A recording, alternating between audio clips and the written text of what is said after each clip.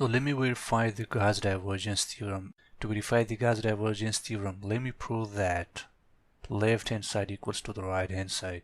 Let me prove that surface integral equals to the volume integral. I'm gonna take the same previous example. Verify Gauss divergence theorem if vector f equals to 2xi minus 2yj plus z square minus 1 into k with the cylindrical volume x square plus y square equals to 4 located in xy plane from z equals to 0 to z equals to 1. Solution. The formula of the Gauss divergence theorem is that surface integral equals to the volume integral, where left hand side equals to the right hand side. Let me draw first the cylinder in xy plane here. This is my cylindrical volume, which lies in xy plane. Then the bottom of the cylinder S sub 1, and the top of the cylinder S sub 2, the middle curved surface S sub 3. The cylinder lies in xy plane, which ranges from z equals to 0 to z equals to 1. Let me calculate first for the right hand side, which is the volume integration.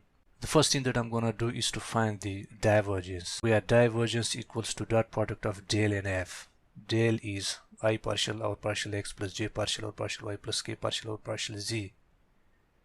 F is 2xi minus 2yj plus z square minus 1 into k. When I take dot product between these two terms, I times I equals 1. Similarly, j times j equals to 1 and k times k equals to 1. My new equation is partial of 2x over partial x plus partial of minus 2y over partial y plus partial of z square minus 1 over partial z. Take their derivatives to get 2 minus 2 plus 2z. This is my final value for the divergence. Just put it here. So my new equation is here, which is 2z dx dy dz. This 2z is the divergence. How I put the limits here we have already discussed in the previous example. When I look to the bottom of the cylinder, it's a circle. It ranges along x-axis from minus 2 to plus 2. Along y-axis, it ranges from minus 4 minus x squared under the root to plus 4 minus x squared under the root. These are the limits along x-axis from minus 2 to plus 2. Y limits I got from this equation, x squared plus y squared equals to 4. Can I write 4 equals to 2 to the 2? 2 is the radius of a circle. From this equation I got the limits of y. Because when you rearrange this equation, it equals to y equals to 4 minus x squared under the root. The limit for the z-axis is here, ranges from z equals to 0 to z equals to 1. Now let me solve this equation. First I'm going to integrate it with respect to z to have 2z squared over 2. Expand the limit 0 and 1 to have 1 dx dy.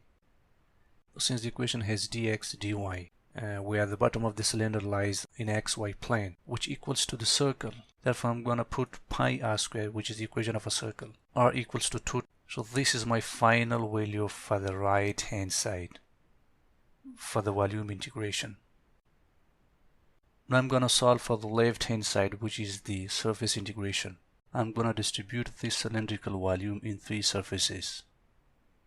One is S1, which is the bottom of the cylinder, plus S2, the top of the cylinder, plus S3, the middle part of the cylinder. Now I will solve for each and every surface of this cylindrical volume. Let's first solve for S sub 1 to have 2xi minus 2yj plus z square minus 1 dot product minus k dx dy. Since S sub 1 is the bottom of the cylinder which lies in xy plane, and it is a pure circle where the limits along x-axis ranges from minus 2 to 2. And along y-axis it ranges from minus 4 minus x squared under the root to plus 4 minus x squared under the root. This f sub 1 is the vector differential operator which is here. But what about this unit vector minus k?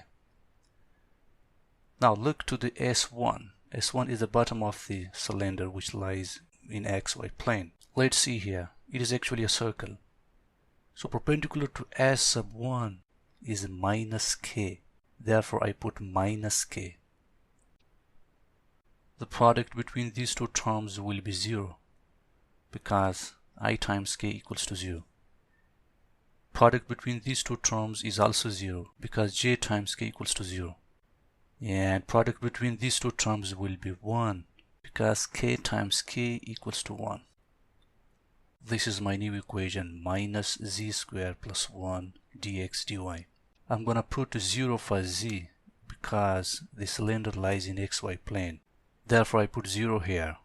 So my new equation is 1 dx dy. This is a pure circle equation. So I'll simply write pi r square. Because s sub 1 is the bottom of the cylinder, which is a circle, so I don't need to solve it further. Where the value of the r is 2. 2 is the radius of the circle, which equals to 4 pi. This is the final answer for surface 1. Just put it here.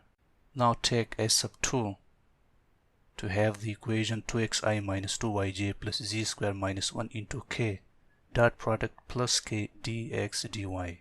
This is the vector function f and the unit vector n is plus k. Look to the surface 2. It is the top of the cylinder. Since the cylinder lies in xy plane, so perpendicular to xy plane is z and the unit vector of z is plus k. Therefore I put plus k here. Remember for s sub 1 there was minus k because it was the bottom of the cylinder. I times k is 0, j times k is 0 and k times k is 1. So my new equation is here, which is z square minus 1 dx dy. Let me put 1 for z because the surface of the cylinder, which is s sub 2, is z equals to 1 here, where this is my final value for surface 2. Just simply put it here, 0. Now take s sub 3. S sub 3 is here. It is this whole round body of the volume. So to find the value for s sub 3, I'm gonna find the unit normal vector.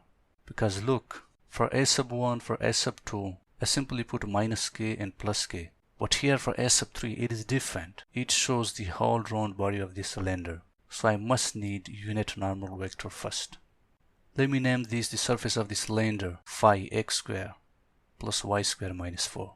This is the surface of the cylinder, where gradient equals to I partial phi or partial x plus j partial phi or partial y plus k partial phi or partial z. Substitute the value of the phi, which is here x square plus y square equals to 4. I put x square plus y square minus 4, where 4 has been shifted to the left side. Take their derivatives, you will get 2xi plus 2yj plus 0.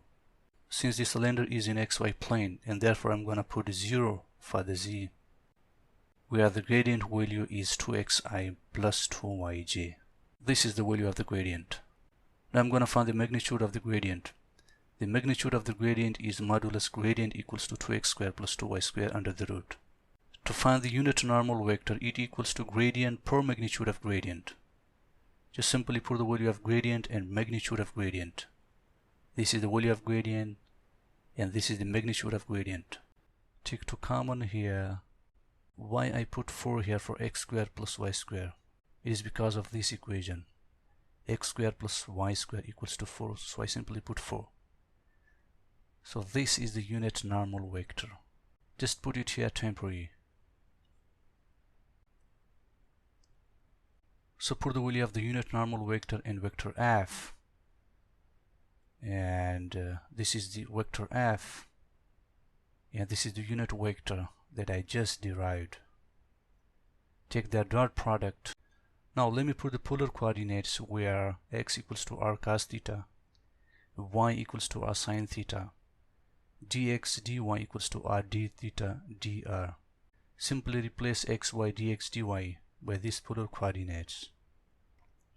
With the limits ranges from theta equals to 0 to theta equals to 2 pi.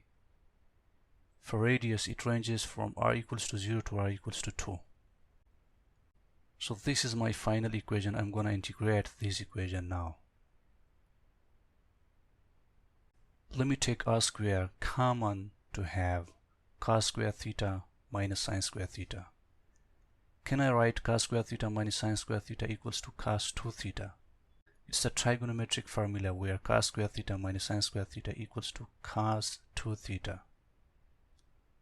Now let me first integrate it with respect to r to have r to the 4 over 4. Distribute the limits to finally have cos 2 theta 4 d theta. Now integrate it with respect to theta to have sin 2 theta 4 d theta. Put the values of the limits, solve it further to have the final value for s sub 3, which is 0. This is the final value for s sub 3. Just put it here, 0. Now at sub 1, S sub 2 and S sub 3, this is the final value for the left hand side and it equals to the right side. So I can say that left hand side equals to the right hand side. Hence Gauss divergence is verified.